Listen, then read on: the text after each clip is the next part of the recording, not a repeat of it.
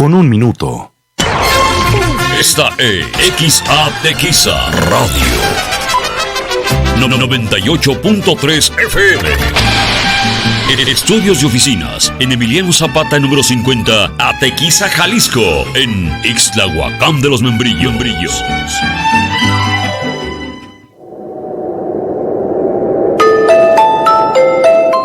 La hora se acerca. El momento ha llegado. ¿Tienes lo que se necesita para escuchar este programa? Entonces ponte cómodo porque ya comienza Leyendas de México con José Franco, solo aquí en Radio Atequiza.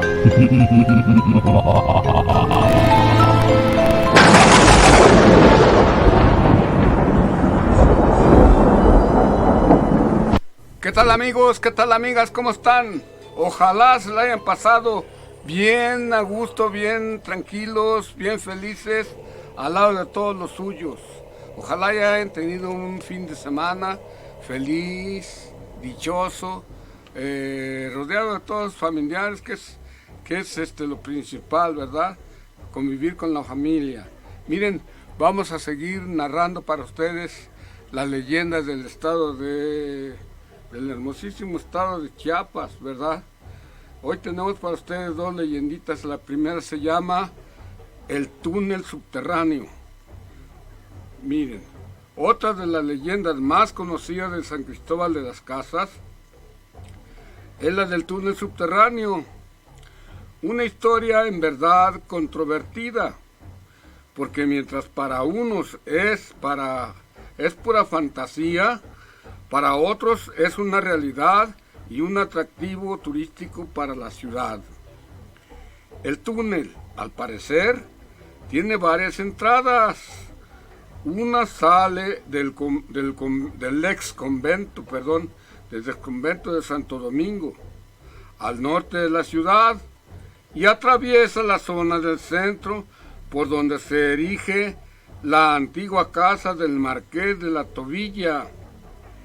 Se cree que atraviesa el templo de San Francisco y desemboca en el exconvento de las Madres Violentas, en el conjunto arquitectónico del Carmen.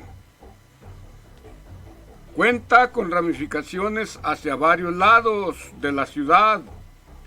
La Conceja asegura que los túneles fueron edificados igual a los de Santiago de Compostela, en España, y fueron construidos después de la fundación de la ciudad por los religiosos, aunque desconocen el propósito. Pero la posible existencia de los túneles no es lo único importante de la leyenda, pues se asegura que en ellos quedaron escondidos tesoros religiosos de incalculable valor, que van desde imágenes hasta joyas con las que se adornaban. Lo mejor es que las ramificaciones de los subterráneos quedaron a flor de tierra, mientras que los principales fueron tapados. Y es que el motivo de esconder tantas riquezas de la Iglesia Católica fueron precisamente las repercusiones de los movimientos de reforma y la revolución. Se cuenta de muchos casos de espantos y aparecidos en las inmediaciones de los lugares en donde se dice pasa el túnel de San Cristóbal. Se habla de que hasta hay un mapa que fue encontrado en el Archivo Histórico Diocesano. El caso más extraño que se cuenta y que es testimonio de que el túnel existe es la entrada que hay en un pozo del exconvento de Santo Domingo, que está a unos 8 metros de profundidad. La anécdota que se cuenta al respecto ocurrió en 1911, cuando se desarrollaba la guerra entre San Cristóbal y Tuxtla. enfrentamiento armado que perdería San Cristóbal y que se dijo había sido organizado por el obispo del Diablo, Monseñor Francisco Orozco y Jiménez, titular de la diócesis. Ah, caray, ¿por qué le dirían así? Se dice que durante el movimiento unos soldados se escondieron en el pozo y encontraron en él una entrada misteriosa que, al seguirla, los condujo a una salida donde no corrían peligro. En el trayecto pudieron darse cuenta de que el túnel guardaba memorables objetos, entre los que había joyas de la iglesia e imágenes valiosas. ¿Por qué razón no regresaron los soldados? Nadie sabe, aunque se habla de ánimas en pena. En 1974, varios burócratas del Instituto de Antropología e Historia acudieron al lugar para hacer una serie de excavaciones. Se cree que localizaron la famosa entrada del pozo, que hicieron varios intentos por entrar al túnel, pero al cabo de unos días se marcharon para ya no regresar. Dicen los que supieron que estas personas murieron de una extraña enfermedad días después en la Ciudad de México. Muchos dijeron que se trataba de mal de espanto. La realidad es que ni la ciencia médica pudo saber qué originó su muerte. ¿Qué pudo haber pasado ahí, amigos? Pues ahí se los dejo de tarea, ¿verdad? ¿Cómo les pareció esto? Está espeluznante, está macabra la cosa, ¿verdad? Porque eso de morirse de una enfermedad que nadie conoce, pues está misterioso. Miren, aquí termina esta leyenda, que está muy interesante pues también, ¿verdad? Vamos a seguir con la siguiente leyenda, que se llama La Laguna Encantada de Coapilla. Hace mucho tiempo, cuando no corrían las tuberías llevando agua a los hogares chiapanecos y las familias se sustentaban del líquido vital en los pozos, ocurrió un hecho con el que se llegó a pensar que la laguna o pozo de Coapilla estaba encantado. Cerca de allí vivía una humilde familia, conformada por 3 personas, el papá, la mamá y la hija. Al morir la esposa, el señor se consiguió otra mujer, a la que llevó a vivir con ellos a la orilla del pozo. La niña era maltratada por la madrastra, quien a espaldas del señor la humillaba y trataba con desprecio. Una vez que el padre se fue a trabajar lejos, argumentando que tardaría días en volver, la madrastra envió a la niña a traer agua del pozo. Para hacerlo, la menor llevaba un cántaro de barro, el cual se cayó y se rompió. La madrastra, al ver lo que había hecho, comenzó a golpearla. Después le dio un canasto para que fuera por el agua. ¡Qué ocurrencia de mujer! Pero al llenarlo, todo el líquido se salía entre los hoyuelos. La niña, al no saber qué hacer, decidió tapar los agujeros del canasto con lodo, pero todavía se escurría el agua. De tanto, la niña comenzó a llorar y llorar. De repente, se le apareció un señor de muy alta estatura y muy bien vestido. Le preguntó, ¿por qué lloras? Y la niña contestó, es que mi madrastra me regaña porque rompí el cántaro. Y ahora ya no me dio cántaro, me dio un canasto lleno de agujeros. Pero eso no es problema, dijo el hombre. Llena de agua el canasto y verás que no se saldrá el agua. Como por arte de magia, el canasto contuvo el agua y la niña pudo llevar el líquido a su casa. Al verla, la madrastra le pegó de puro coraje. Pues esta señora no le entendía nada, no le entiendo nada. Porque no entendía cómo había podido llevar agua en tan impropiado objeto. Al día siguiente, la mujer volvió a mandar a la niña por agua. Esta se detuvo junto al pozo, pensando cómo haría para contener el líquido, sin la ayuda del buen hombre. De pronto, el alto caballero se le volvió a aparecer, diciendo: «Veo que aún así te regañó». La niña asintió con la cabeza. «¿Por qué no vienes conmigo?», preguntó el caballero. «En mi casa no habrá regaños ni maltratos. Allá tú serás la reina».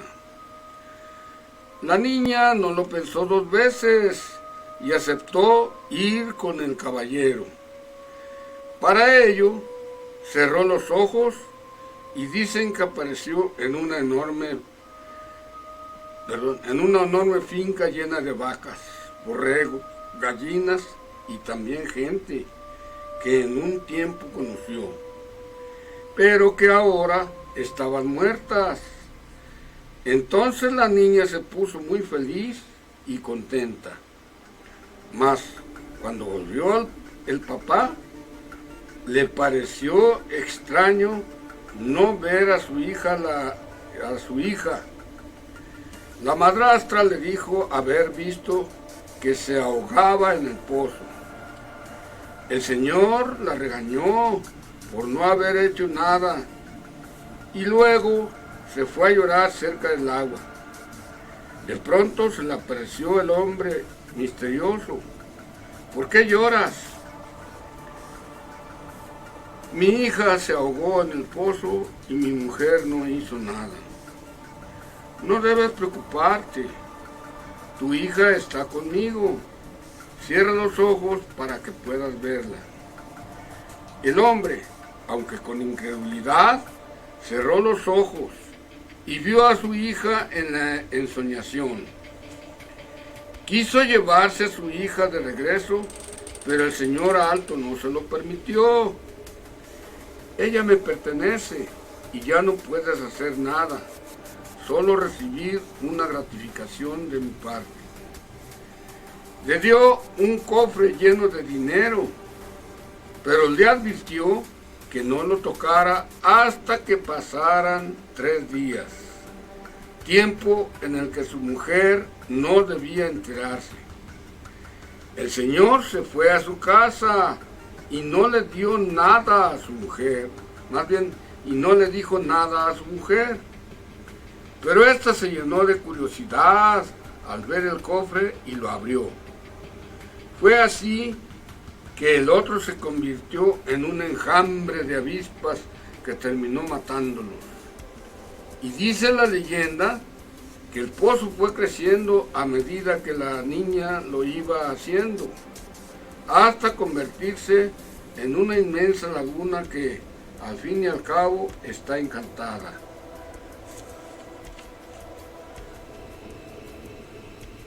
Más misterios. Los acontecimientos que ocurrieron poco después en la laguna reafirmaron la creencia de que la niña había hecho un pacto con el mismo diablo, Ave María Purísima. Tan es así que a partir de que el pozo se hiciera laguna, lo que sucedió conforme la menor iba creciendo, comenzaron a salir muñecos de madera que los lugareños llamaron suyoyas. Estos muñecos suyoyas tenían vida y perseguían a las personas. Del agua se dice que también salían cerdos gigantes que comían gente. Preocupados por lo que estaba pasando, los habitantes se dieron a la tarea de buscar una solución. Había entonces en la iglesia del pueblo 2 santos crucificados. Dimas estaba al lado derecho representando el bien y Gestas el izquierdo en representación del mal. Todos los practicantes de hechicería acudían a rezarle a su postor, según se inclinaba la balanza del trabajo que hicieran.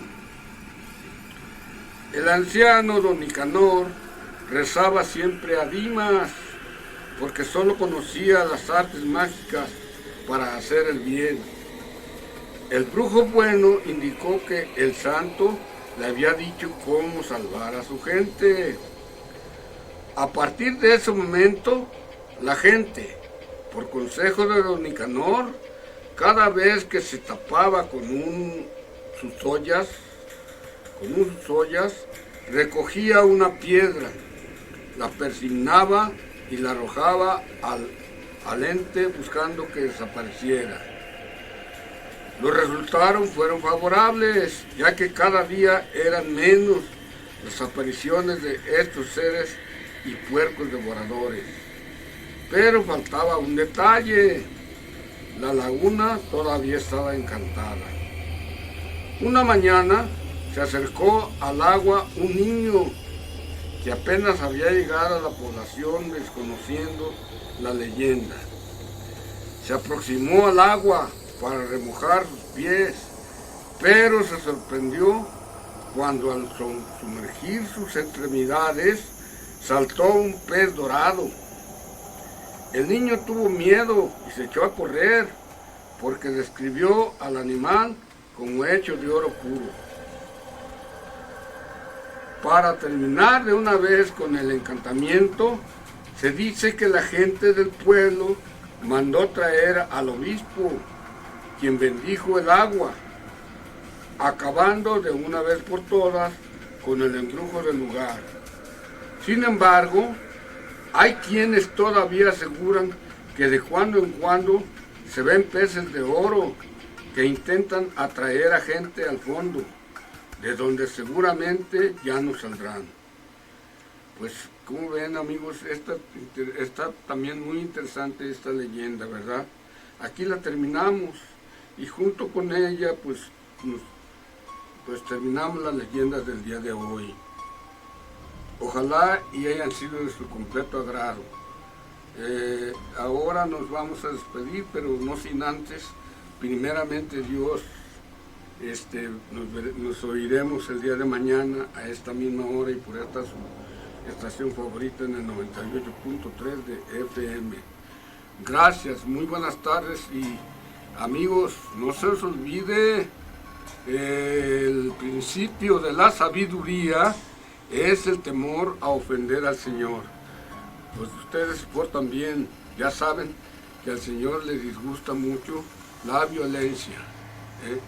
Al que ama la violencia, el Señor la aborrece. Muchas gracias, buenas tardes y buen provecho. Las leyendas hoy llegan a su fin, pero no te pongas así, mañana tenemos más. De esta misma frecuencia del terror, Radio Atequiza.